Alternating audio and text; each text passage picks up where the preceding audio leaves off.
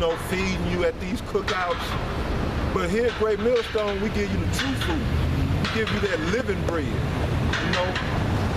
It's food that don't spoil or go to waste, but builds up that inner man. That's what we do here at Great Millstone.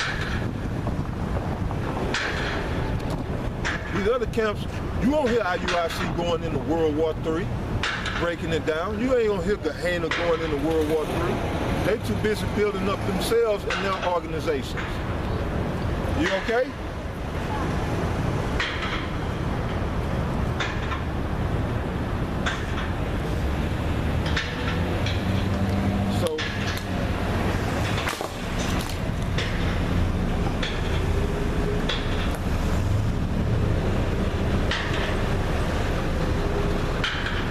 Bring this out.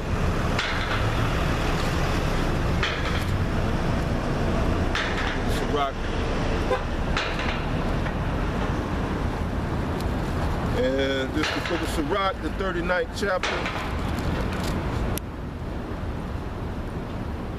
Starting at the first verse, it said, "But he that giveth his mind to the law of the Most High and is occupied in the meditation thereof will seek out the wisdom of all the ancient and be occupied in prophecy." See, IUIC, they always want to push about the law. But yet, when do they ever really go into prophecy? One of the main prophecies in these last days is the mark of the beast. When did you ever see them go into the mark of the beast? They make mockery of it. And then they totally break it down wrong. But yet they want to push the law. Now let me read that again. It said, "But he that giveth his mind to the law of the Most High and is occupied in the meditation thereof will seek out the wisdom of all the ancient and be occupied in prophecies." So you see us occupied in prophecies, that means we must give our mind to the law of Yahweh Ba'ashem Yahweh Shai. Because all the brethren in Great Millstone, man, we deal with these prophecies diligently. We deal with them. You know, as with World War III. You heard the apostles been speaking on World War III going back to the 80s, man.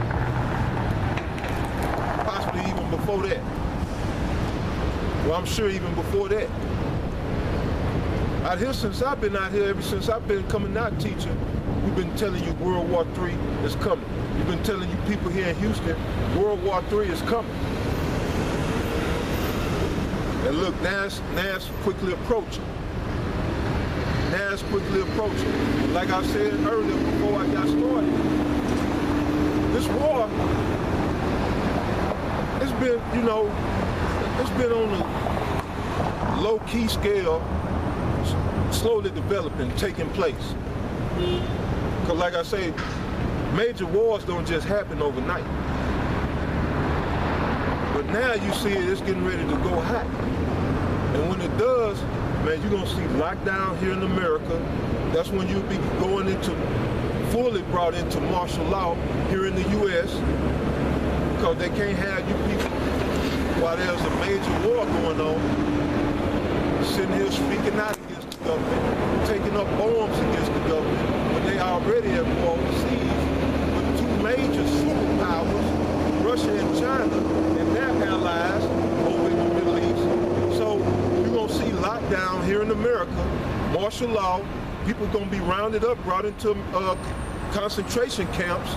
A lot of you beheaded because these concentration camps, all of them are fitted with guillotines, and then they're gonna be putting you people to death.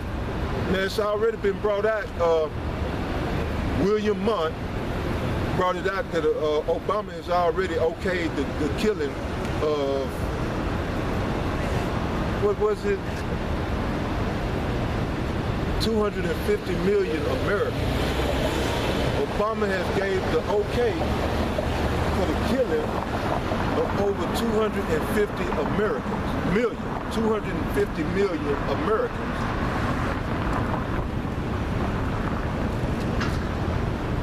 So they're just waiting till the time comes. And the time is approaching quickly. You don't have the time, you know, to twiddle your thumbs and say, well, let me think about it. No, you got to make up your mind right now. What side are you going to be on? Because it's only two sides. You're going to be with the Heavenly Father, or then you either riding with Satan. And that's it. That's them two sides only. And normally it's always police rolling through here, but now you don't see no police. Constantly. But right. So here at Great Millstone, we are occupied in prophecy because we give our mind to the law of Yahweh Ba'ashem Yahweh Shai. You know, we don't, as Paul said, we do not make void the law. Yea, we establish the law. And the law and the prophecy go hand in hand, as I just orchestrated, or as the scriptures just illustrated. So I think I'm through with that in in Habakkuk.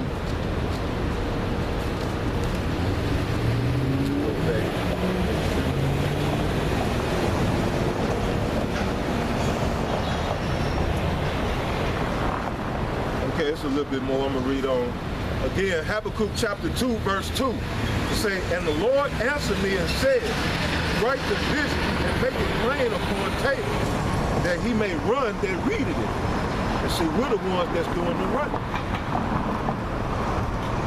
Back in Habakkuk time, Isaiah, Jeremiah, they was prophesying, but they was also, you know, ordained to write these visions.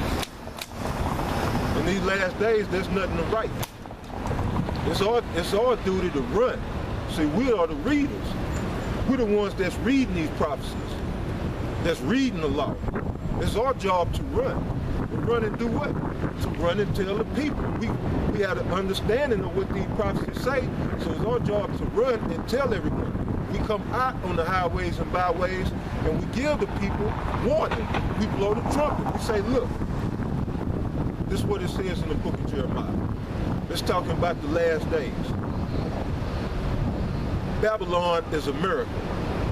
We tell them, look, this is what it says in Revelation, the book of Revelation. So that's us in these last days running. America's going to be destroyed. World War III is at hand. So, verse 3, it said, for the vision is yet for an appointed time, but at the end it shall speak and not lie. You know, so this is the end. Where these prophecies are speaking, they speak by way of coming to light, by way of coming to fruition. So we see that these prophecies are being fulfilled.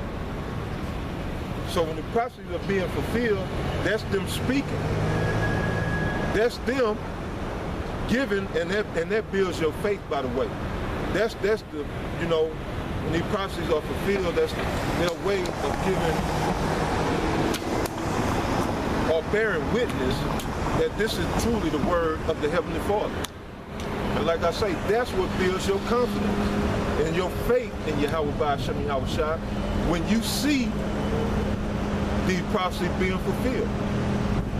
When you see them speaking, then you go back and look in the word of Yahweh Ba'ashem Yahweh Shai and you say, man, that was prophesied. This must be the word of Yahweh Ba'ashem Yahweh Shai. So, right, the prophecies bear witness to this book that this is the word of Yahweh Ba'ashem Yahweh Shai. So it says, again, verse 3, for the vision is yet for an appointed time, but at the end it shall speak and not lie. Though it tarry, wait for it, because it will surely come. It will not tarry. That's the time we're in. The visions are coming to light. As I say, man, they're coming to fruition. They're speaking. They are not lying. Because the Most High is not a man that he should lie. So everything that he said concerning the end times, these last days, are coming to pass, so to speak, or so that you can understand. They are coming to pass. And you see, they drove out, but you know, they should have stayed. They should have stayed in the original position that the wreck took place. But they pulled over to the side. But, you know, women don't know. Women don't know nothing.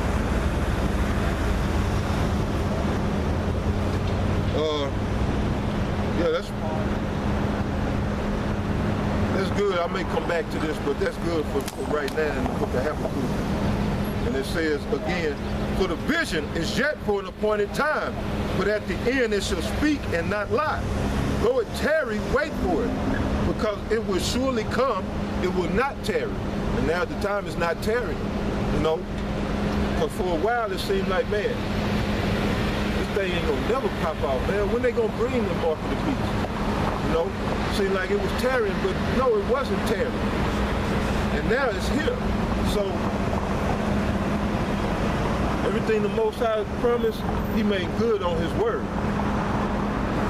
And this truth and this word is nothing to play with. People still think that, you know, we're not men of the Lord yet. We the only ones that's breaking down these scriptures and what they truly are saying when it comes to prophecy. So, yeah, that's good on that. You go and bring this out.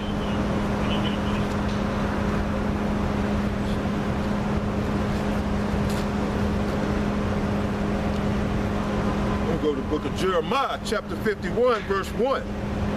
Thus said the Most High, behold, I will raise up against Babylon and against them that dwell in the midst of them that rise up against me a destroying wind. So the Heavenly Father is saying he's going to raise up against America. Babylon is America. He's going to raise up a destroying wind. What is a destroying wind? That's thermonuclear destruction. Because they show you in these movies, when these thermonuclear bombs are detonated, they send forth a superheated destroying wind that destroys everything in this path. You know, you see the movies. They showed that in the X-Men. They showed that in the Terminator. Back in the day, I think the third Terminator. How that destroying wind comes through, devouring everything in this path. That's what's coming. That's that destroying wind. So the Most High is going to raise up a destroying wind against America. And the book of Revelation goes into it in more detail and lets you know that 200 million nuclear warheads is what's going to cause that destroying wind. There will be nothing left here in America. Everything that's out here before me will be laid waste. Everything that you see before you will be laid waste. And this is the time that we're in. This ain't no time to be playing around. These are serious times. These are very serious times. I'll read that again. It's Jeremiah, chapter 51, verse 1. Thus said the Lord, behold, I will raise up against Babylon and against them that dwell in the midst of them that rise up against me a destroying wind. So Babylon is set against the Heavenly Father. All his ways and practices, all of his policies, so forth and so on, all set against Yahweh Ba'ashem Yahweh Shai. Look what happened with Obama passing same-sex marriage. That's against the Heavenly Father. They're now debating same-sex restrooms. That's madness. Taking prayer out of schools and out of everything else, you know. Becoming illegal to pray, worship the Heavenly Father. What I'm out here doing, preaching the gospel. They don't want me doing this, but I'm out here by the power and the grace of Yahweh Ba'ashem Yahweh Shai, and the damn thing they can do about it. But if they had their way, you know, they'd lock me up and hide me somewhere and throw away the key. But see, that's showing you that this is not of man. The Heavenly Father telling them, the powers that be, the elite, you better not touch a hair on my elect head. You know, because right now the time for this truth to go out. But now, there's also going to come a time where some of the brethren, myself included, may be put to death for the testimony of Yahweh Ba'ashem Yahweh Shai. You come on through. Thank you. Yeah, you know America's going into World War III, right? John Kerry just cut off diplomatic ties with Russia. So, you know, like I said, nobody wants to hear that. Nobody wants to know what's really going on here in America. They just like to feel like they're smart and like they're hip and know what time it is. They like to use, you know, quote, Alex Jones, they like to feel trendy.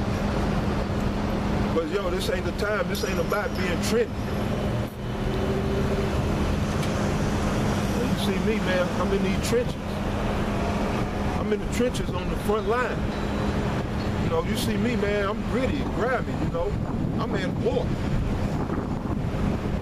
Forget that trying to fit in or look cool, be trendy. No, I'm at war. This ain't the time for that, man. We're not in high school trying to fit in. It's all about war. I'm reading right here that the Most High is going to send a destroying wind in this place. That destroying wind don't care about, you know, how hip or cool you might be. It only matters if you right with the Heavenly Father or you not. And in order to be right with the Heavenly Father, you got to be one of the elect of the nation of Israel, which consists of you Negroes, Latinos, and Native Americans. And that's it. God ain't coming back to save everybody on the face of the earth. I'm reading right here about certain doom and destruction. This is a book of mourning, a lamentation, mourning, and woe. This ain't a book of happy, happy fun time and hold hands with your neighbors and sing Kumbaya.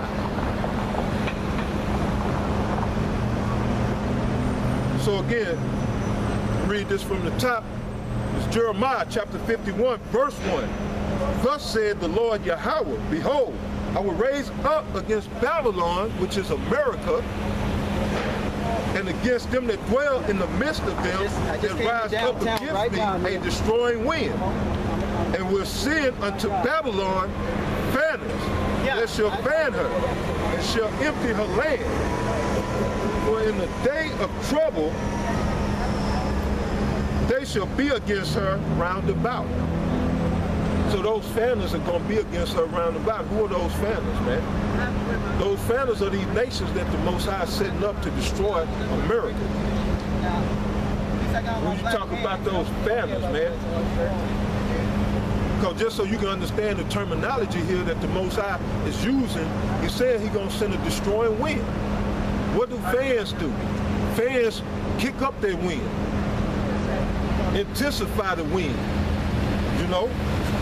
Fans are for, you know, blowing wind. So we know that destroying wind is talking about the nuclear missiles. So the ones that's going to be fanning her are the ones that's going to be kicking up this destroying wind. That's the nations that's Most High got set up against America with nuclear missile technology and capability. First off the bat, Russia. Then you got China. You got Iran. You also got North Korea. Others that's going to be involved in this. That's going to join with the Russian alliance, so to speak, that bear to take out America and NATO. Now, America around here huffing and puffing like they big and bad, and you have the military, chief military, he's not even a general. He's like one of the top guys in the army, but he's coming out and saying that yeah, America is ready for war. We're ready. We can battle against anybody. We're ready, whoever it is, whether it be Russia, China, or Iran. We're ready to take them out. And America ain't been more ready. This is the weakest military right now on the face of America. See, you got these people out here that's living in the past, in a delusional mind state that America is still that great superpower. when really you got a military full of homosexuals. They're allowing women to